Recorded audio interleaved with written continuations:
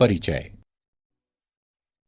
क्या तुमने कभी काल्पनिक संख्याओं के साथ गणनाएं की हैं? काल्पनिक संख्याएं क्या होती हैं? आज अध्यापिका जी ने हमें काल्पनिक संख्याओं के बारे में पढ़ाया। हम सम्मिश्र संख्याओं की सहायता से काल्पनिक संख्याओं को समझ सकते हैं। और सम्मिश्र संख्याएं क्या होती हैं? एक सम्मिश्र संख्या वह संख्या होती है जिसमें एक वास्तविक भाग और एक काल्पनिक भाग होता है। क्या तुम सम्मिश्र संख्याओं के बारे में जानना चाहती हो? हाँ, कृपया मुझे बताओ। ठीक है, आओ मैं तुम्हें विस्तार से बताऊं।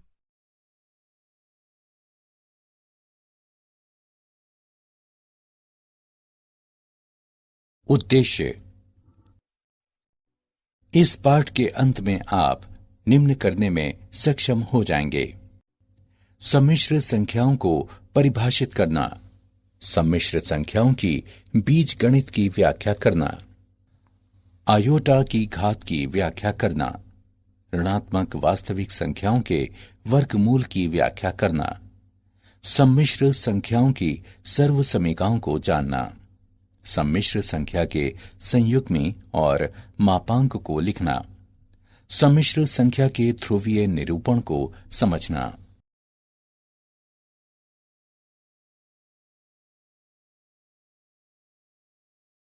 सम्मिश्र संख्याएं। कोई सम्मिश्र संख्या निम्न का एक संयोजन होती है: एक वास्तविक संख्या और एक काल्पनिक संख्या। वास्तविक संख्याएं ही होती हैं, जैसे 1, 12.38 घटा 0.54, 3/4, 2 का वर्गमूल। काल्पनिक संख्याएं विशिष्ट होती हैं क्योंकि जब उन्हें वर्ग किया जाता है तो उनसे एक ऋणात्मक परिणाम प्राप्त होता है। एकांक काल्पनिक संख्या 1 है, अर्थात आयोटा जो ऋण 1 का वर्गमूल होती है। a जमा b आयोटा एक सम्मिश्र संख्या है। वास्तविक संख्या और काल्पनिक संख्या का संयोजन। उदाहरण: 1 जमा आयोटा 39 जमा 3 आयोटा, ऋण 2 जमा पाई आयोटा 2 का वर्गमूल जमा आयोटा बटे 2।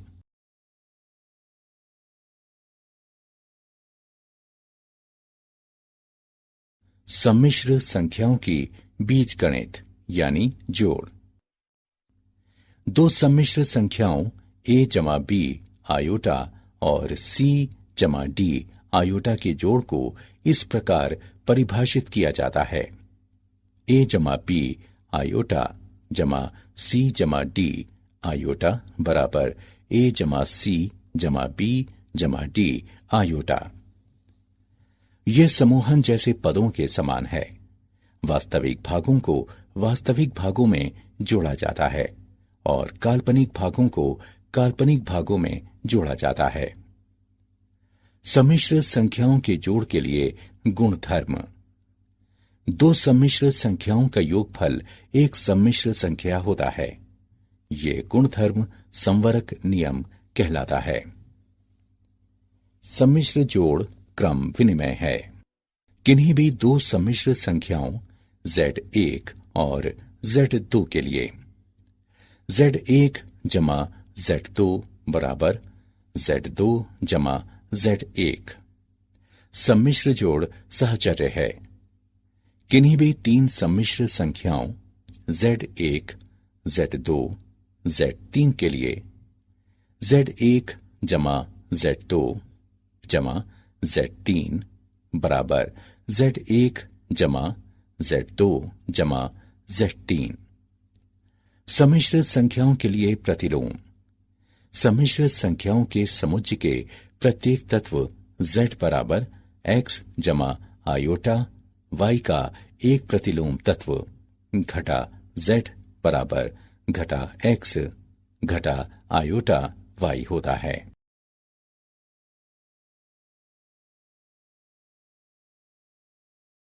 सम्मिश्र संख्याओं की बीजगणित यानी अंतर। दो सम्मिश्र संख्याओं Z1 और Z2 का अंतर है Z1 घटा Z2 बराबर Z1 जमा Z2।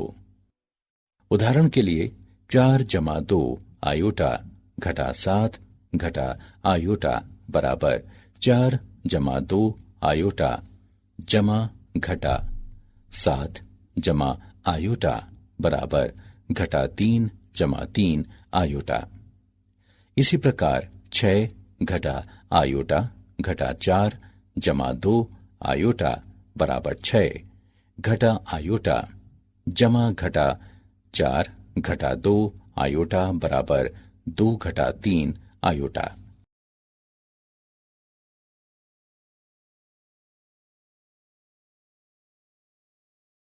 सम्मिश्र संख्याओं की बीजगणित गुणन। दो सम्मिश्र संख्याओं Z1 और Z2 का गुणन है AC घटा BD जमा AD जमा BC आयोटा। दो सम्मिश्र संख्याओं का गुणन एक सम्मिश्र संख्या होता है। इस गुण को समवर्ग नियम कहते हैं। सम्मिश्र गुणन क्रम विनिमय होता है। किन्हीं भी दो सम्मिश्र संख्याओं Z1 और Z2 के लिए Z1 गुणा Z2 बराबर Z2 गुणा Z1 सम्मिश्र गुणन सहचर्य होता है। किन्हीं भी तीन सम्मिश्र संख्याओं Z1 Z2 Z3 के लिए Z1 गुणा Z2 गुणा Z3 बराबर Z1 गुणा Z2 गुणा Z3। सम्मिश्र गुणन के लिए प्रतिलोग। सम्मिश्र संख्याओं के समुच्चय के प्रत्येक तत्व Z बराबर X जमा आयोटा Y का एक प्रतिलोम तत्व 1/Z या Z का प्रतिलोम होता है। वितरण नियम। किन्हीं भी तीन सम्मिश्र संख्याओं Z1 Z2 Z3 के लिए Z1 गुणा Z2 जमा Z3 बराबर Z1 गुणा Z2 जमा Z1 गुणा Z3। Z1 जमा Z2 गुणा Z3 बराबर Z1 गुणा Z3 जमा Z2 गुणा Z3।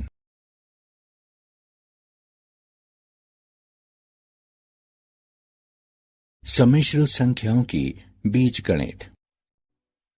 दो सम्मिश्र संख्याओं Z1 और Z2 के भाग को Z1 बटे Z2 के रूप में परिभाषित किया जाता है, जहां Z2 शून्य के बराबर नहीं है। Z1 बटे Z2 बराबर Z1 गुणा 1 बटे Z2।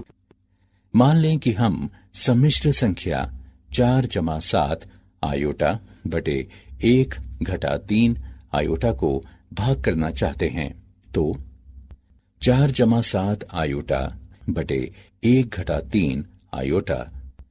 हम इस भिन्न का मान नहीं बदलेंगे। यदि हम अंश और हर दोनों को एक ही मान से गुणा करें, हम हर के संयुग्मी से गुणा करते हैं जो 1 जमा 3 आयोटा है और फिर उसे सरल करते हैं। 4 जमा 7 आयोटा गुणा 1 जमा 3 आयोटा बटे 1 घटा 3 आयोटा गुणा 1 जमा 3 आयोटा बराबर 4 जमा 12 आयोटा जमा 7 आयोटा जमा 21 आयोटा वर्ग बटे 1 जमा 3 आयोटा घटा 3 आयोटा घटा 9 आयोटा वर्ग। इसे हल करने पर हम प्राप्त करते हैं घटा 1.7 जमा 1.9 आयोटा।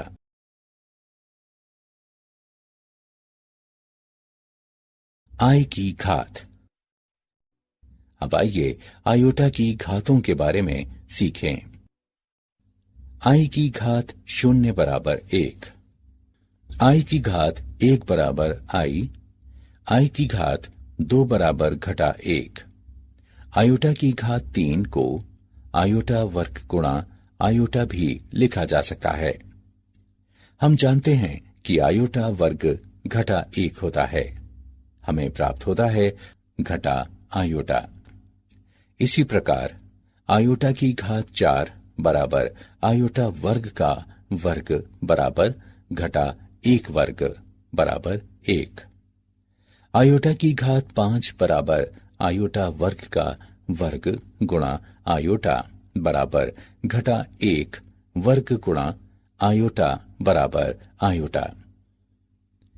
तालिका को देखें। हम देख सकते हैं कि आयोटा की घात 4m बराबर 1, आयोटा की घात 4m जमा 1 बराबर आयोटा, आयोटा की घात 4m जमा 2 बराबर घटा 1, आयोटा की घात 4m जमा 3 बराबर घटा आयोटा, जहां m बराबर 0, 1, 2, 3 और इसी प्रकार आगे तक।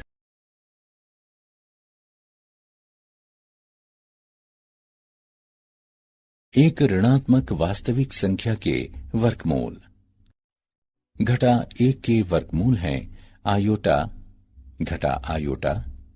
इस प्रतीक का अर्थ आयोटा है।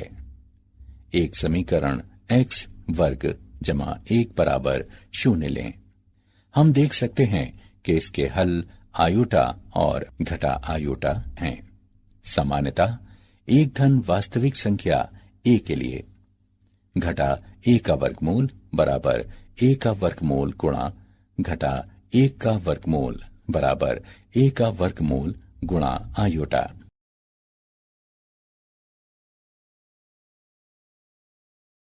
सम्मिश्र संख्याओं से संबंधित सर्वसमीकाएं। सम्मिश्र संख्याओं की सर्वसमीकाएं इस प्रकार हैं।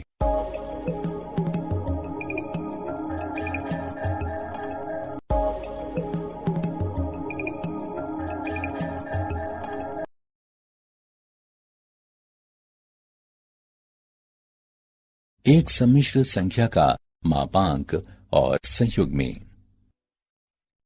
कोई सम्मिश्र संख्या z बराबर x जमा y आयोटा के रूप की एक संख्या होती है।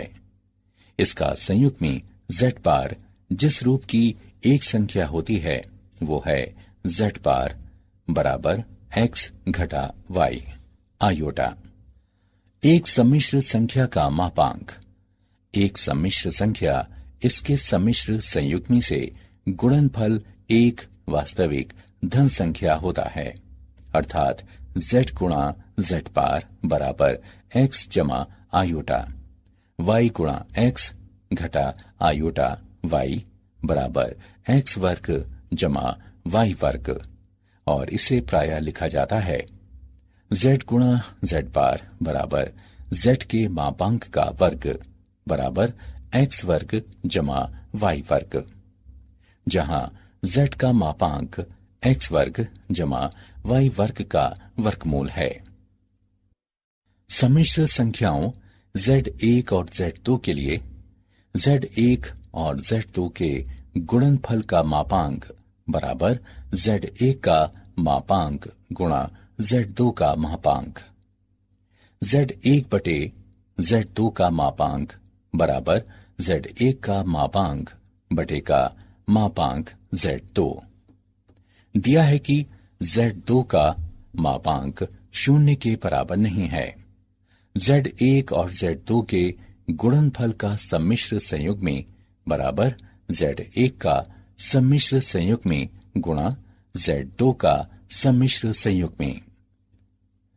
z1 जमा घटा z2 का सम्मिश्र संयुग्मी बराबर z1 का सम्मिश्र संयुग्मी जमा घटा z2 का सम्मिश्र संयुग्मी।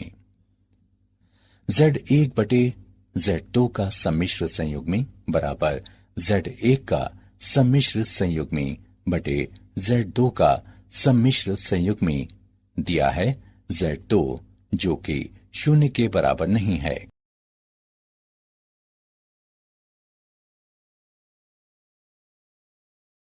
एक सम्मिश्र संख्या का ध्रुवीय निरूपण।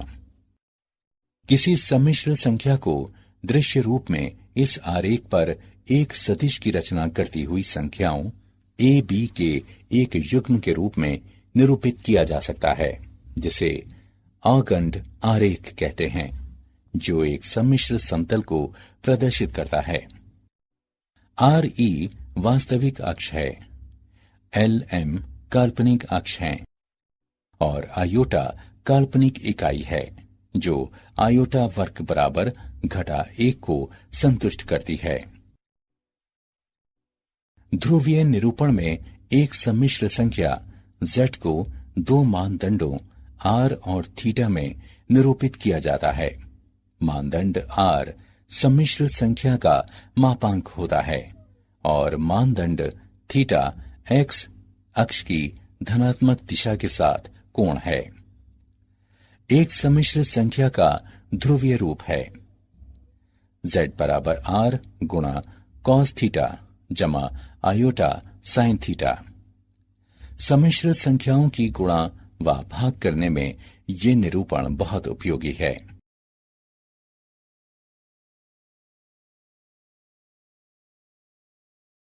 क्या आप जानते हैं, सम्मिश्र संख्याओं का उपयोग कई वैज्ञानिक क्षेत्रों में किया जाता है, जिनमें इंजीनियरिंग, विद्युत चुंबकत्व, क्वांटम, व्यावहारिक गणित और कियास सिद्धांत शामिल हैं। इतालवी गणितज्ञ जेरोलेमो कार्डेनो पहले ऐसे व्यक्ति हैं जिन्होंने सम्मिश्र संख्या का प्रयोग किया। 16वीं सदी में धन समीकरणों के हल ज्ञात करने के अपने प्रयासों में वो सम्मिश्र संख्याओं को कल्पित कहते थे।